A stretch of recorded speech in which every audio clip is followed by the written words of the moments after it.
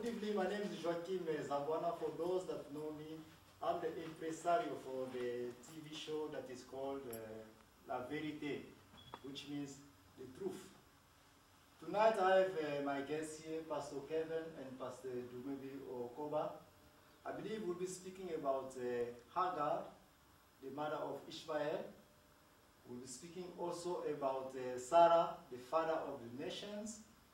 And of course, we'll be speaking also about Sarah, the mother of nations, the woman who gave us these two children, Isaac and Ishmael. Why Isaac? Because of his biological child.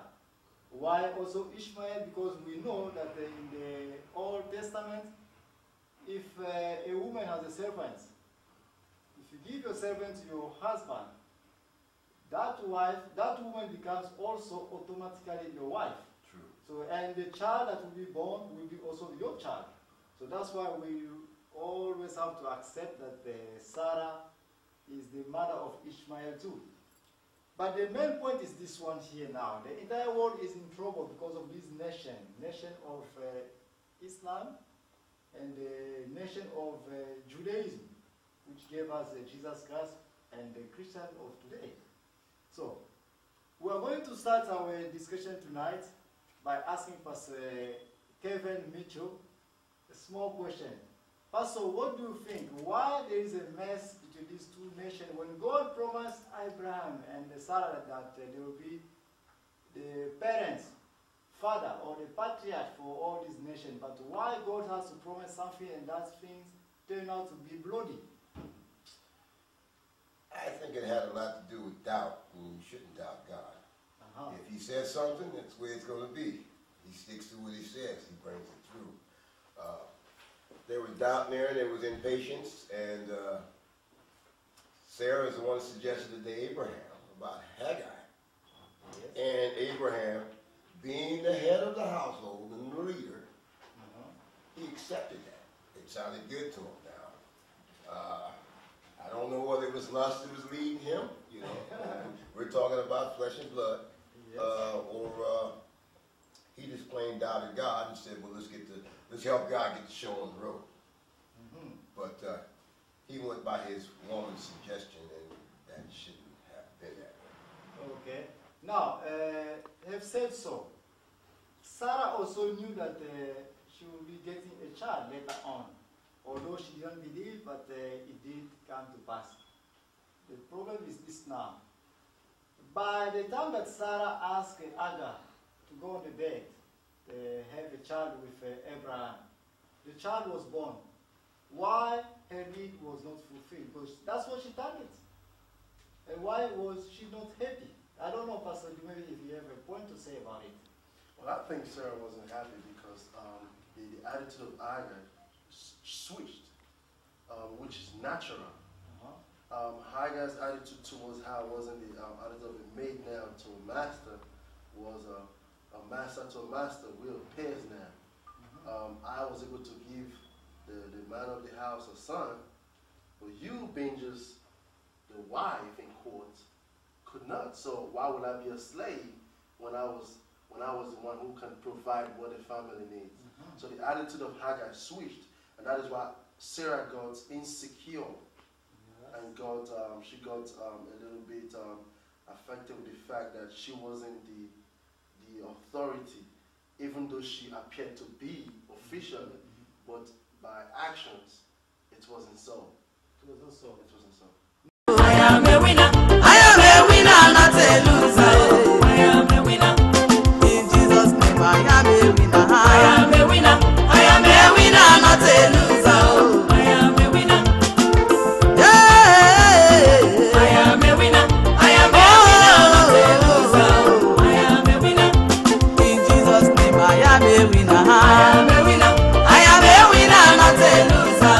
I am a winner. I wanna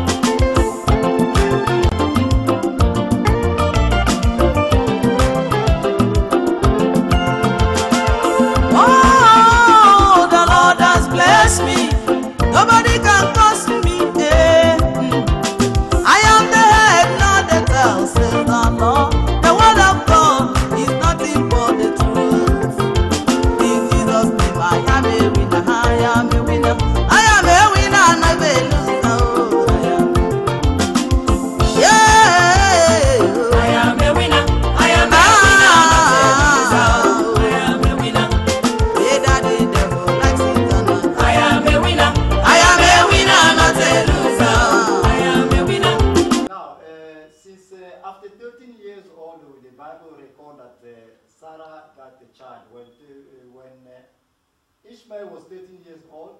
That's the time that Sarah now got Isaac. Being his son, why did he allow Hagar and Ishmael to go out?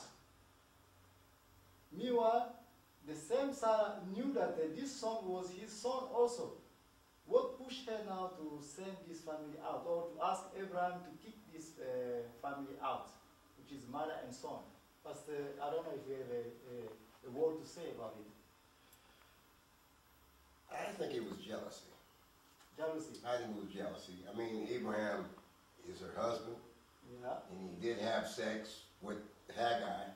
Yes. You know, they didn't never say that he stopped having sex with her. It was 13 years now. So yeah, so they're getting a little bond in there. Of course. And you got the wife, she's looking at this, she doesn't like this. You know, now she's had her son. Well, this is the one that's promised. Yes. So that's got to go. Now, this is a woman's situation that we understand how women act in that side. But let us go back to men's responsibility. As a father or the number one of the house, Abraham, why did Abraham was so weak to accept what Sarah forced him to do?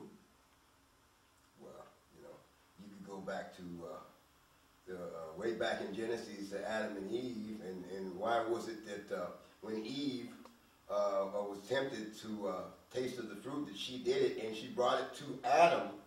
Yes. Did he say no?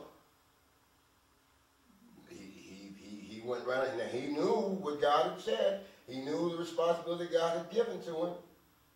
Yet his woman, and she had to be drop dead gorgeous because he said she was perfect. You know? Yes, but we're talking about the responsibility now here. Don't you see that Abraham, as the head of the house, he has the power to veto it? Yeah, right. Yeah. He does. But let's forget about the Old Testament. Let's bring it to a modern day situation. How many times has God promised you that someday, for example, you're going to quit your job and start your own business? Someday.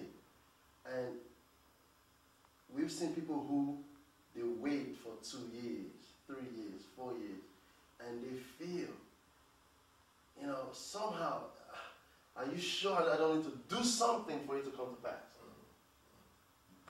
Why don't I take a step of faith to make it come to pass?